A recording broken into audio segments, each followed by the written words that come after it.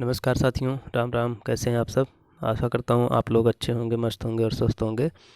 तो दोस्तों, इसके पहले जो मैंने वीडियो दिया था आप लोगों को, उसमें मैंने बताया था कि संविधान में कितनी अनुसूचियाँ होती हैं और कितने अनुच्छेद होते हैं और कितने भाग होते हैं, और 22 भाग जो होते हैं उनके बारे में मैंने आपको डिटेल में बताया था कौन से भाग में क्या चीज़ है। ठीक है, तो आज बारी है कि ये जो 12 अनुसूचियाँ होती हैं इसके बारे में बताऊँगा कि 12 अनुसूचियों में कौन से अनुसूची में क्या चीज़ है। ठीक है, तो एक बार से मैं आप लोगों को थोड़ा सा रिवीजन करवा देता हूँ ऐसे कि संविधान में कितने भाग हैं और कितने अनुच्छेद हैं।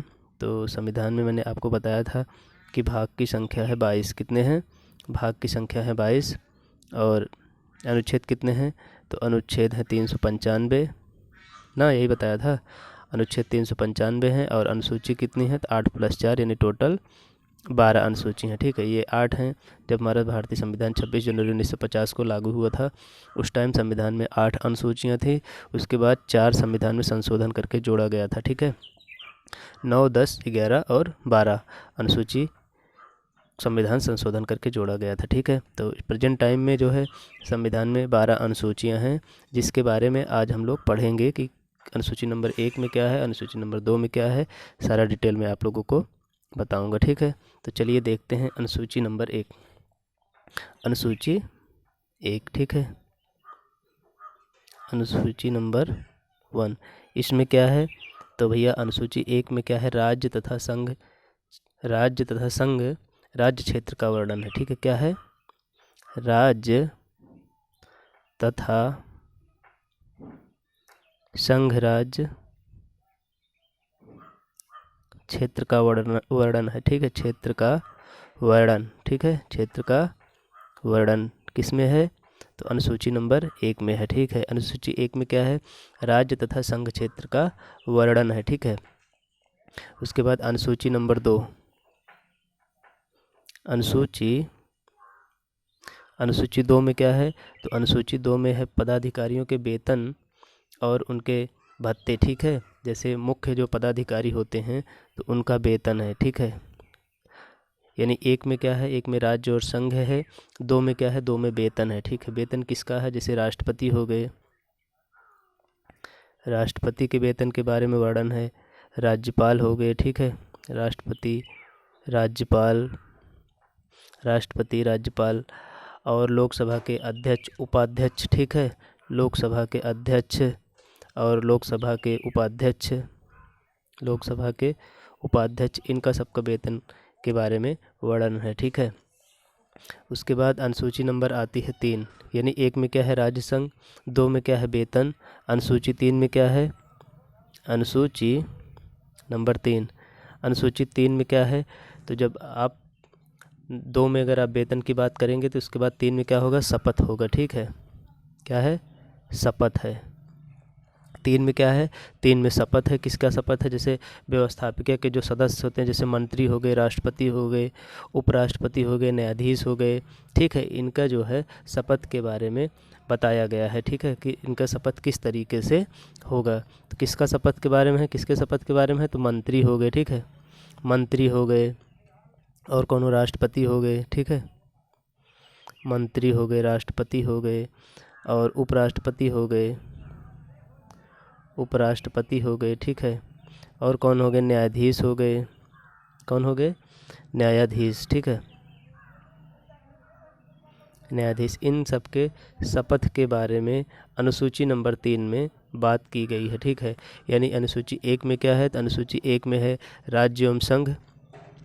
अनुसूची 2 में है उनके वेतन के बारे में है। अनुसूची 3 में क्या है? शपथ है। अब बारी आती है अनुसूची नंबर 4 की। ठीक है, अनुसूची 4 में क्या है? अनुसूची 4 में है राज्यसभा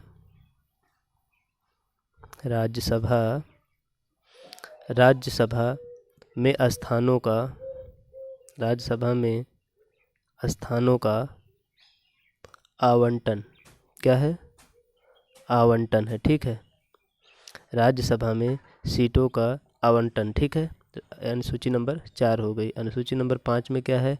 अनुसूची 5 में है अनुसूचित क्षेत्रों और अनुसूचित जनजातियों के प्रशासन और नियंत्रण से संबंधित। ठीक है, तो 5 में क्या है, अनुसूचित क्षेत्रों तथा अनुसूचित जनजातियों के प्रशासन एवं नियंत्रण के बारे में अनुसूची 5 में है। ठीक है, अनुसूची 5 में क्या है, अनुसूचित क्षेत्र और अनुसूचित जनजातियों के प्रशासन और नियंत्रण के बारे में है। ठीक है, अनुसूची 5 हो गई। अनुसूची नंबर 6, अनुसूची 6 में क्या है, तो असम मेघालय, असम मेघालय,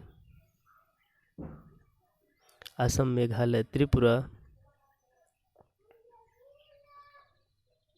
त्रिपुरा एवं मिजोरम, एवं मिजोरम, मिजोरम राज्यों के जनजाति क्षेत्र के प्रशासन के विषय में विशेष उपबंध है। ठीक है, यानी इसका जो सूत्र है AMTM। ठीक है, AMTM क्या है, AMTM असम मेघालय त्रिपुरा और मिजोरम के बारे में जो है जनजाति क्षेत्रों के प्रशासन के विषय में विशेष उपबंध है। ठीक है, क्या है, विशेष उपबंध है, किसमें, अनुसूची नंबर 6 में। अनुसूची नंबर 7, अनुसूची नंबर 7 में क्या है, तो अनुसूची नंबर 7 में है विषयों का वितरण, विषयों का वितरण, विषयों का वितरण। ठीक है, जैसे विषय कौन से हैं, जैसे है संघ सूची है ना, नंबर 2 है राज्य सूची, नंबर 3 क्या है, समवर्ती सूची, समवर्ती सूची। ठीक है, समवर्ती सूची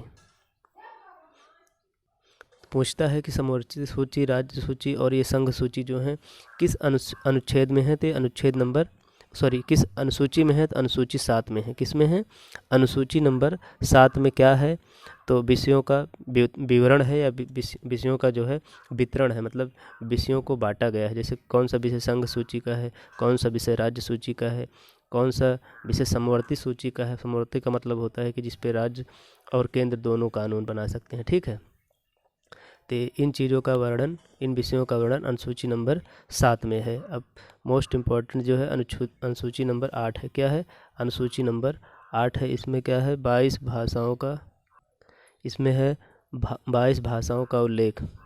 कितना है, अनुसूची 8 में क्या है, भाषाओं का उल्लेख है, भाषाओं का उल्लेख।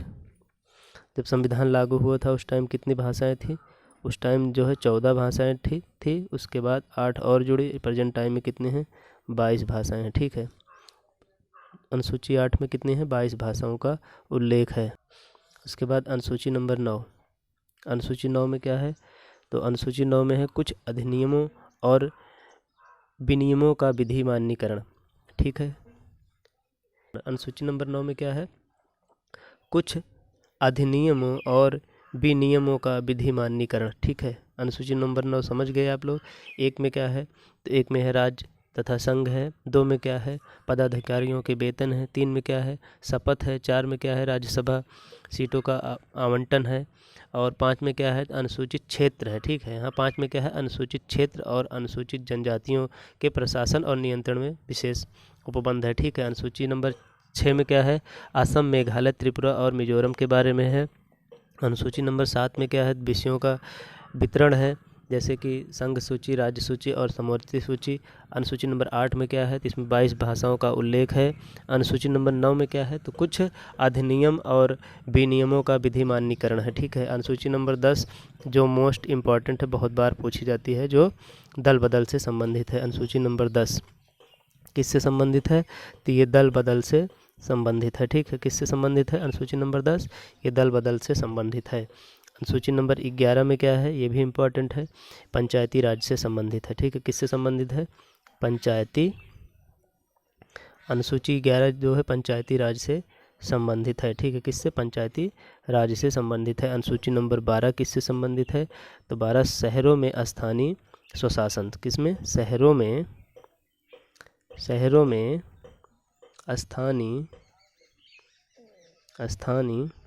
स्वशासन से संबंधित है, स्वशासन से संबंधित है। ठीक है, अनुसूची नंबर 10 क्या है, दल बदल, 11 क्या है, पंचायती राज, और 12 क्या है, शहरों में स्थानीय स्वशासन से संबंधित है। ठीक है, एक बार मैं आपका रिवीजन करवाता हूँ। अनुसूची नंबर 1 में क्या है, राज्य एवं संघ है। ठीक है, शॉर्ट में। 2 में क्या है, तो 2 में वेतन है, पदाधिकारियों के वेतन है। 3 में क्या है, 3 में शपथ है। ठीक है, 3 में शपथ है। और 4 में क्या है, तो राज्यसभा सीटों का आवंटन। 5 में क्या है, 5 में असम मेघालय।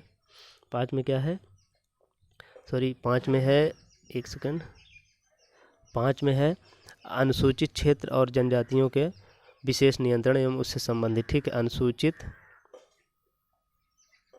अनुसूचित क्षेत्र। ठीक है, अनुसूचित क्षेत्र तथा अनुसूचित जनजाति के बारे में विशेष उपबंध है। ठीक है, और उसके बाद अनुसूची 6 में क्या है, तो अनुसूची 6 में है असम, मेघालय, त्रिपुरा और मिजोरम के बारे में है। अनुसूची 7 में क्या है, तो विषयों का विवरण है। ठीक है, विषयों का विवरण जो केंद्र सूची, संघ सूची, राज्य सूची और समवर्ती सूची है। ठीक है, अनुसूची 8 में क्या है, तो इसमें 22 भाषा है, भाषा के बारे में है। 9 में क्या है, तो 9 में मैंने आपको बताया था कि कुछ अधिनियम और विनियमों का विधि मान्यीकरण है। ठीक है, कुछ अधिनियम है, कुछ अधिनियम। ठीक है, उसके बाद 9 हो गया। अनुसूची नंबर 10। 10 में क्या है, तो 10 में है दल बदल।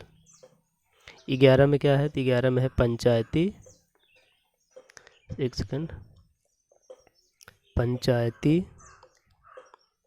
पंचायती राज। ठीक है, 12 में क्या है, तो 12 में है शहरों में स्थानीय स्वशासन। ठीक है, शहरों में स्थानीय स्वशासन। ठीक है, तो आशा करता हूँ आप लोगों को 12 अनुसूची के बारे में पता लग गया होगा, जो मैंने आपको पहले भी बताया था उनके बारे में कि कौन सी अनुसूची कब जुड़ी है। जैसे 9वीं अनुसूची कब जुड़ी थी, तो प्रथम संविधान संशोधन द्वारा। और उसके बाद 10वीं कब जुड़ी थी, तो 52वां संविधान संशोधन द्वारा। और 11वीं कब जुड़ी थी,